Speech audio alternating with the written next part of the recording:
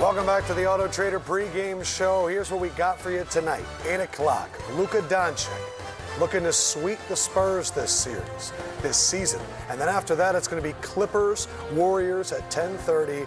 Kawhi Leonard, the cyborg, ready to bounce back. And that is where we are going to find our good pals, Ian Eagle and Stan Van Gundy. They're going to be joined by Jared Greenberg to cover Clippers, Warriors tonight.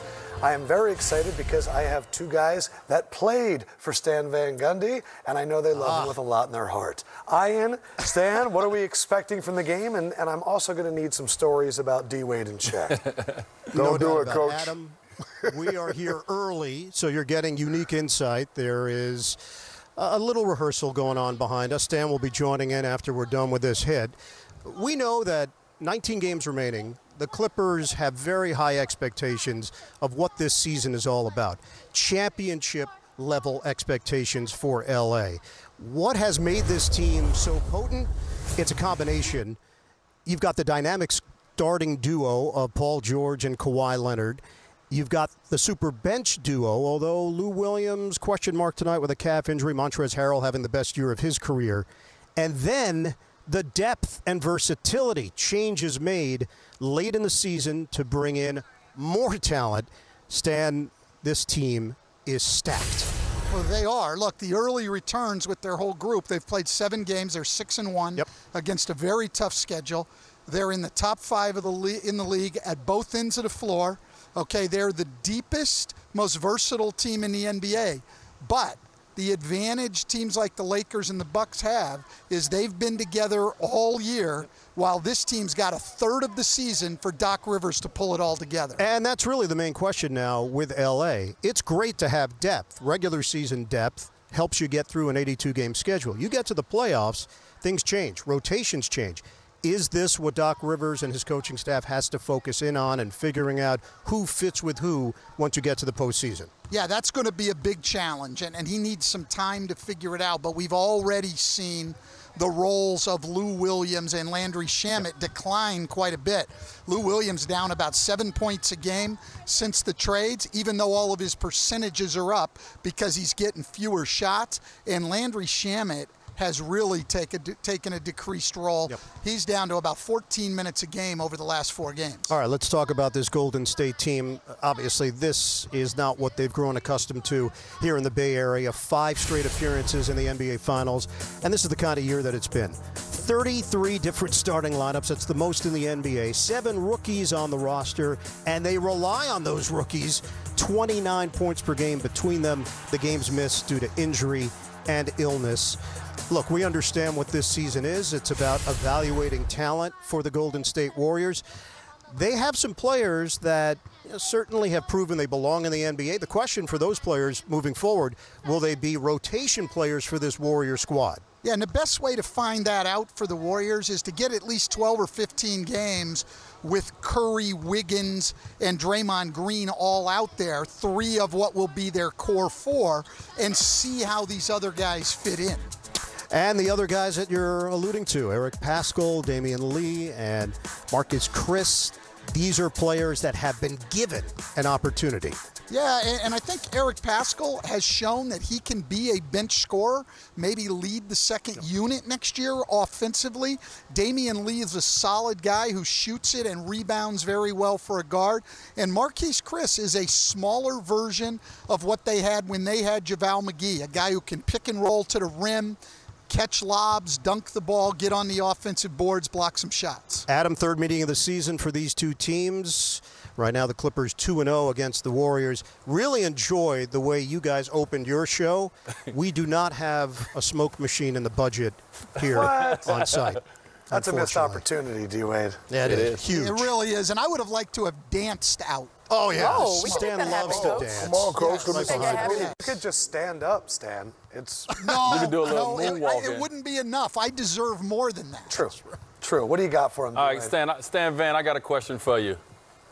So, obviously, since you haven't been in a head coaching position, you look a little relaxed. And we all know that as a head coach, you deal with a lot of misery. And, well, I don't know if a lot of people know that head coaches deal with a lot of misery when they really care.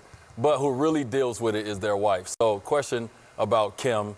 How is Kim doing in your retirement? How much does she love having her loving husband around?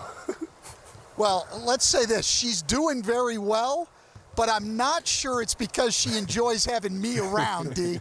I'm not really sure that's the case. I think she likes it when I head out on these trips for a couple of days. I think your wife can probably relate to that. Hey, Coach, I'm going to try to bring it back to basketball. You know, I got to bring the set back every now and again. But the Clippers, we watched them this past weekend when they played the Lakers. I saw Kawhi maybe defer to Paul George because he had it going early on. Do you see that being a problem down the stretch? Do you see them kind of figuring that out? It just seems like they're deferring to each other a little bit too much. Yeah, I mean, again, I think what that team needs is more and more games together, Candace. I mean, that's their only real problem right now. I think they fit fine. I think they've got enough talent, but they need time to play together, and they really haven't had it enough this year. If they can stay relatively healthy the rest of the way, I think we're going to see a very, very good Clippers team headed into the playoffs. Coach Shaq here. As you watch the Clippers play, does Montrezl Harrell remind you of a young Udonis Haslem, the way he plays the game? You know, that's really a great point, Shaq. I think in terms of his intensity, the way he brings it at both ends, the way he steps up and takes charges and does all the little things, yeah. But where Udonis became a better shooter as time went on, I think Harrell's gone the other way, and it's helped him. You know, he came into the league as a four-man, and he kept trying to work on that shot. As the league's gotten smaller, and he moved to the 5 spot and just does everything in the paint, he's become a better player. Guys, thank you so much for joining us. And again, Stan, if you want to just take a few steps back, looks like the Warriors dancers need a little Van Gundy. Bring in the smoke machine. Well, look, they had my age group out there dancing before, and I couldn't have even kept up with them, so. Yeah, we're just going to enjoy Stan and the Stanettes here for the rest of the time. Beautiful. Yeah. I and Stan, you guys are awesome. Enjoy the game. That game tips off at 10:30. They'll be joined by Jared Greenberger. Ooh. On TNT Tuesday pregame show, presented by Auto Trader. Finally, it's easy.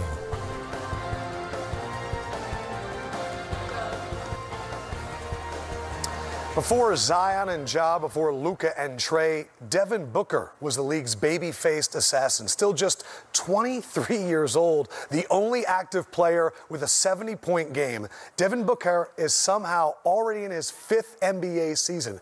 He's also the face of the Suns franchise, a position our Hall of Fame teammate Steve Nash held for years. Now, Nash is holding court with Booker and puts him amongst the NBA's elite.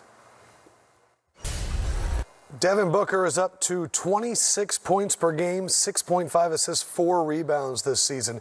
He was talking about how he definitely has the respect of his peers. It sounds like it was a veiled shot at the media that he didn't get that all-star vote in right away, but what do you guys think? I mean, you've played Devin Booker. What's your take on him in the NBA right now? Well, I had an opportunity this summer to invite him to my invite that I do every summer, and got a chance to be around him. And a lot of people, we know of him as being a great scorer.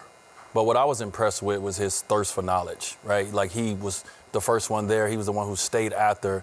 And I scored 70 points before, but I don't know everything. So he was able to work on the court. And so just seeing a young guy who's really open to everything. And, you know, what I'm worried about with Phoenix, and my good friend James Jones is there as a GM, I'm worried about if they don't get the talent around him that he needs now, that he's going to look at his friends that maybe is having fun of success somewhere else.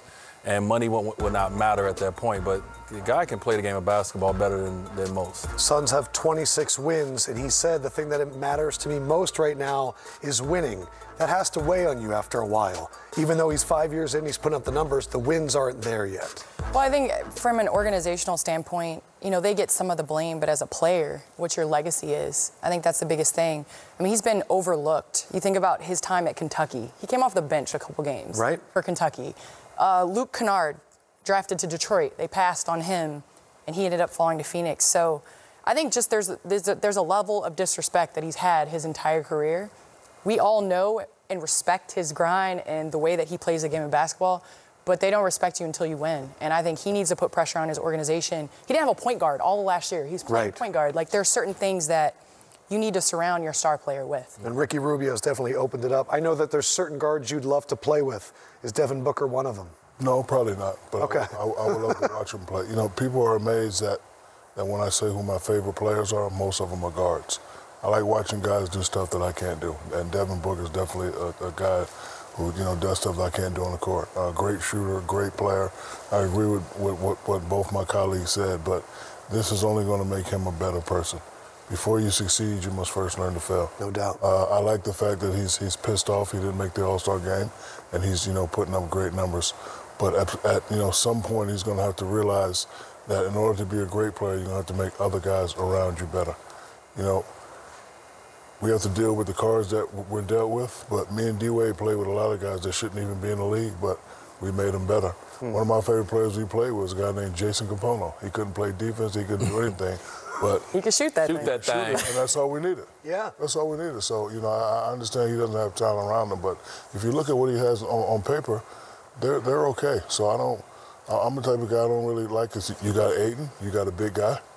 I don't know the other players. So, but You said he's okay, and you named one player. I don't watch them because they're not winning. But when I see him on the court, you know, he's got a lot of talent. He only watches winners. Yeah, They're okay. He's got a lot of players around him. Listen, they got a big guy, they got a guy that can dribble, and they got a guy that can shoot it. So I don't want to hear no excuse about, put talent around him. You are the talent. Make it work. Shout out to Jason Capono. Freshman year at UCLA was insane. That's how I found D-Wade. Really? Yeah. From Jason Capono? No, I was watching the playoff game. I was like, who is this kid playing with a bunch of okay guys? And Love it. He made them better. So I don't want to hear that. Candace, I will not. Oh, yeah, The Groveness. It's the camera guys. Ooh, I'm blind now. Welcome inside, where Shaq goes wild on Tuesday nights of Inside the NBA. Auto Trader pregame show. All right. Oh, you looking good, Candace. I will say Back out. the maroon velour. Stop messing the picture up. You messing up. Okay. Oh, amazing. Almost as picture perfect as our slate tonight. That was. I like that. Thank you. You liked it. It was nice. We are going to have Mavericks Spurs. Luka Doncic has played the Spurs 3 times this year, 3 triple-doubles. We're going for number 4. And a little bit later, the Clippers are going to try and take out all that frustration from the weekend and the Lakers game on Golden State. But what we saw this weekend, we have to start off with. Friday, the Lakers, they face the Bucks. They win by 10. Sunday, they face the Clippers. They win by 9. These were the 3 teams that we talked about all year long. Clippers, Lakers, and Bucks, and Lakers beat 2 of them, and LeBron was phenomenal in both. It's changed the conversation completely. Candace, are the Lakers, in your mind, far and away the best team in the NBA right now? Right now, yes. Okay. I do believe that we asked that question before we went into this weekend about how we were going to learn a lot about the Lakers after this weekend, and I think we did. I mean, for them to beat Clippers, obviously then come in and beat the 2 hottest teams at that point in time, and LeBron to do it in the manner he did. He did not take a shot in the 3rd quarter, and he affected the game in multiple ways. He showed trust in his teammates. The Lakers are the hottest team on the block right now. You agree? I do agree, and I like what they did versus Milwaukee. They're saying, okay, Giannis, you the man, guard me then. And AD went at him, LeBron went at him. You know, they made him play defense. You know, usually with a guy like Greek Freak, most of the time he's just playing offense. Right. And he's coming from the weak side playing defense. But they're saying, okay, you're the man. Everybody clear out. Come get this work. And they took it to him. And, you know, the Clippers, you know, they started off kind of slow, but they picked it up. So they really had 2 great, fabulous home games. I would be more impressed if they did it on the road, because we all know playing at home, family's there, your boys there, the crowd's there. They did well, so I do agree with Candace. They are the best team in the NBA, but I'd have been more impressed if Shaq, they are did you it on crying? the road. Yes, I'm always crying. He was passionate. That is unemotional. That is passionate about his that Lakers, is called when man. you're dancing. Passionate about his Lakers, man. Saw that, right? I'm crying. You know LeBron very well. And the conversation about MVP has changed, too, where it seemed like it was runaway Giannis. And now every show I turn on, is it LeBron? Is it Giannis? One, D-Wade, do you think LeBron really wants this MVP?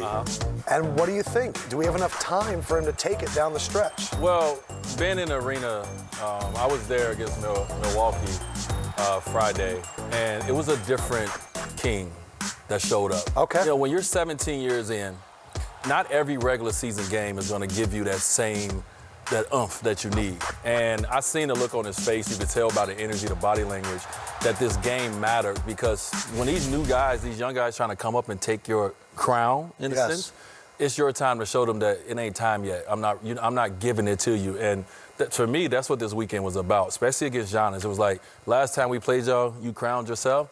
Now I'm about to let you know who's the king. And he did that. He showed why he is still the game's greatest player. Do you think he thought about the crowning? Like, do you think that stayed with him to see Giannis doing that in Milwaukee? I mean, we show it enough and we talk about it, right? Yeah. I think definitely it's something that after the game he kind of checked like, okay, all right. And yes, they were both at home. They both did their job at home to win at home. But this time of the year, when it's time to like start revving up for the playoffs, this was a big game for the Lakers. They really needed that win to kind of help all of us look at them and say, okay, no, they for real. And to add to what D-Wade is saying, he played Zion that same week.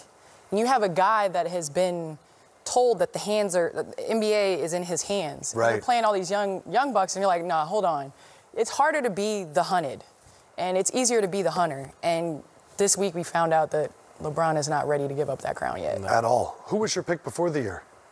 For MVP? To win the title. To win the title, I was Milwaukee. And did this weekend shake your confidence at all? Not really. Okay. Because, it happens like that. Certain games you really get up for. And I'm sure with, Giannis crowning himself the king, I know for a fact LeBron was circling that game. And, like D-Wade alluded to, the league ain't yours yet. I know 17 years in, everybody's saying I'm old, but I'll give it to you when I'm ready. However, a guy like Giannis, he's still hungry. So now he's upset. So next time they meet, it may be a little different. But, that was the first time I seen somebody go at Giannis with multiple players. Like, a lot of times when you play against the Bucks, you want to switch away from Giannis. Oh, he's too long, he's too athletic. But LeBron and AD said, nope. No. Come over here, Mr. MVP. And they made him work. And he couldn't stop neither one of them. That's what was interesting to me. Anthony Davis was going off. The other big news and notes around the NBA is the preparation in terms of handling the coronavirus. There's been a lot of things put into effect kind of starting tonight. Separation between the media and the players, separation between the locker rooms. It seems as though the NBA is trying to get ahead of this and creating separation. What do you got for me, big man? Dr. O'Neill has no. Yeah, what do you think, Dr. O'Neill has no. I need to look at my medical research. Okay. Well, we're going to get the medical research to Dr. O'Neill, and we'll classify what we see. Yes, But you will see some different in terms of on-air interviews tonight with the coaches, and a little bit later we're going to hear from Stan Van Gundy and Ian Eagle as they get ready to cover the Clippers and Kawhi Leonard. Auto Trader pregame show continues next.